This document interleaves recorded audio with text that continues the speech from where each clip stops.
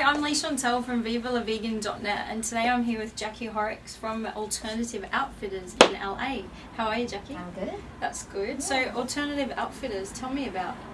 Gosh, we just had our 7-year anniversary. Congratulations. Pretty exciting. We're a vegan boutique located in Pasadena, California. And we sell probably more online than we actually do in the store, but we do have a brick and mortar store. People can shop. Yeah, you can see this behind you. Where people can buy stuff. And we basically started the store and the website because there wasn't a lot of options out there back, over 7 years ago. And I struggled since I was 16 years old to find, non-leather shoes mainly, and I just thought, there has to be a need out there. And we did a lot of research, and there wasn't a lot of information out there, so we kind of just went for it. And it turned out there's definitely a need for vegan stores. And you set this up with your partner, Henny? Yeah, my partner, Henny. And the two of us, we actually both came from the food industry. Oh, yeah. We both are food scientists, which is kind of funny. And but we both wanted to do something on our own and something that maybe could make a difference. And she kind of went from the food industry a little bit to more computer programming, and I went into sales. I was selling food ingredients. And I guess, we just both kind of decided that we wanted to start something on our own. And it was a good match for us because she's like more the technical, and she's also like more of the fashionista than I am. And I, definitely had the sales background and dealing with customers and different things like that. So it was a good match for us. So what are your favorite things that you sell at Alternative Outfitters? We sell more shoes than probably anything. Because those are really tough to find. But we also have handbags and belts and wallets. We sell coats because, non-wool coats are really difficult to find. A lot of times what they'll do is they'll put 5% wool in a coat just to say that it has wool in it. Makes us crazy. So we look for different brands that don't have any wool in them. So what do you think about fake fur and selling fake fur as a vegan company? It's for us it's a little more difficult because our customers tend to be more vegans and vegetarians and people who don't really want to promote wearing fur, but we think that it's great that it exists out there, and there is so many fake fur products, and unfortunately fur is still in a way fashionable, like they're trying to bring it back, and it makes us crazy. Well, it's green at the moment, don't you know? Oh yeah, it's sustainable.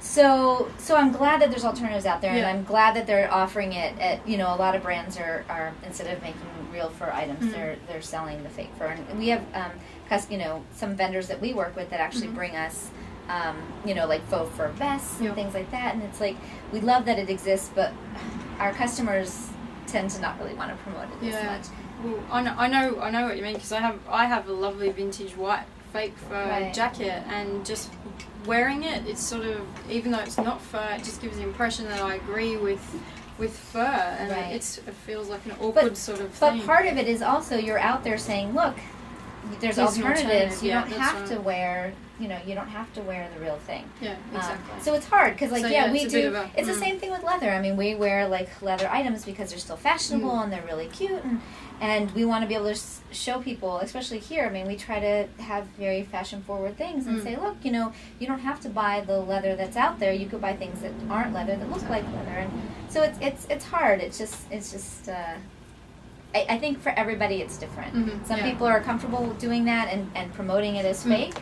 And some people just don't even want to get near it. A lot of people we know that are vegans, have trouble even wearing shoes that look like leather. They want to wear hemp uppers or something like that, Yeah, so exactly. It just depends. So tell me about why you became vegan in the first place, Jackie. Let's see. I was 9 years old, and I was on a vacation with my mom, and we were in Greece, actually, and we were staying in this little hotel on the island of Corfu, and we were staying across the street from a butcher shop. Wow. And I grew up in the San Fernando Valley in Los Angeles, and at the time, there was a lot of kind of farmland there, and my neighbor had sheep and goats and lambs, and they were my pets. They were no different than my dogs and my cats and my hamsters and whatever I had when I was little. And so we were there, and a truck drove up, and they eat a lot of lamb in Greece. And the truck was filled with lambs, and they pulled out a few of them, and they tied up their legs, and they weighed them on scales, and I was like mortified. I was 9 years old. I'm like, what are they doing? Because it's just like, you know, as if someone did it to your dog or whatever. And the next day, their carcasses were hanging in the window. So from then on, I said I wasn't going to eat animals anymore. And my parents were pretty cool about it. I mean, they were worried because back then, it was a long time ago. But they were pretty supportive, and it wasn't easy back then. I mean, it wasn't so many alternative products that there are now, and people weren't as open to eating like whole foods and stuff back then. And but yeah, so when I was 15 and a half or so, I started working at Follow Your Heart. I don't know if you know Follow Your Heart. The cafe? Yeah. I actually worked in the grocery store part of it. And I worked there, and I met a ton of vegans, and I was like, what am I doing? I don't need to eat any dairy products or eggs. It like finally, you know, hit me. And so then from then on, but in college it was a little rough, and I kind of had my ups and downs here and there, but then probably like 8 years ago went vegan again. So. That's great. Yeah. And so could you give us any tips of like your favourite fashion items that you sell for the next season? Well, boots always do well. And it just varies depending on what's popular. It's funny because like kind of combat-y looking boots or like motorcycle boots are becoming, you know, are kind of coming back. And even like the tall like lace-up boots are getting more popular. So we definitely have a lot of those that are going to be coming in soon. I'm trying to think.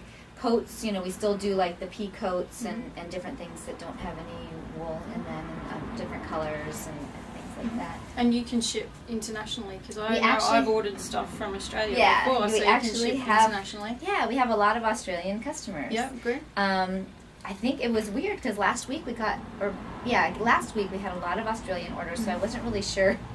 Like, because it's freezing there at the moment. I guess that's true. And you're having 40% off your coats. Right, and our boots, we're trying to get rid of the boots so we could restock, you know, for the fall. So maybe that's why. But I thought, well, wow, I wonder if someone like mentioned us in Australia.